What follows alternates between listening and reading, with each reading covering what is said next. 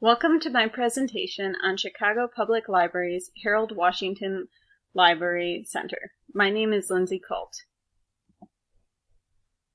In 1987, Chicago Mayor Harold Washington and the City Council announced a design/build competition for the new Central Library.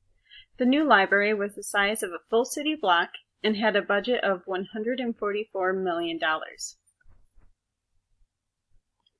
5 architect teams submitted designs, but the Chicago-based firm of Hammond, Beebe, and Babka won with their controversial neoclassical design.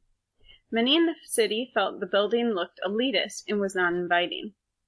The fact that the library was named after the first black mayor, Harold Washington, who passed away prior to the conclusion of the contest, further frustrated people who did not believe the design was inclusive of other cultures.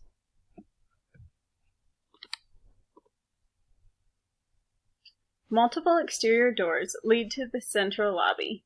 It is 2 stories tall, with an oculus in the center of the first floor that shows art exhibits on the lower level. The flooring and main desk are composed of marble. The lobby is supported by pilasters, which transform into columns on the second story. Art plays an important role in creating atmosphere at the library. Much of the artwork in the lobby tells stories of African Americans or other oppressed cultures. The second floor holds the newly renovated Thomas Hughes Children's Library. Here are the floor plans for the first and second floor from 1992.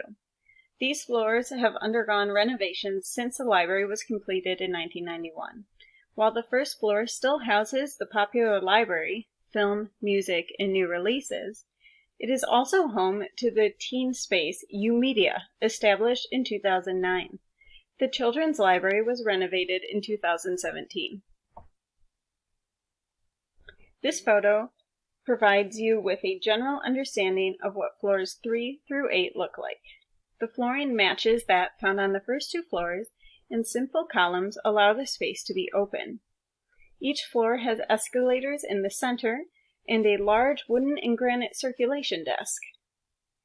Stacks and/or collections are located on these floors. Notice the high volume of work carrels. The wood and paint choice are light to brighten the space since it receives no natural light. Here's a photo of the Winter Garden. It is one of the few spaces that has natural light in this library. It is located on the top floor and shares little with the rest of the building. It features more glass and steel than wood. Seating is sparse and looks like what you would see at a cafe. One cannot deny its beauty, but the critics who still argue that the space wasn't created for the library's community do have a point. Here are my sources for the photos.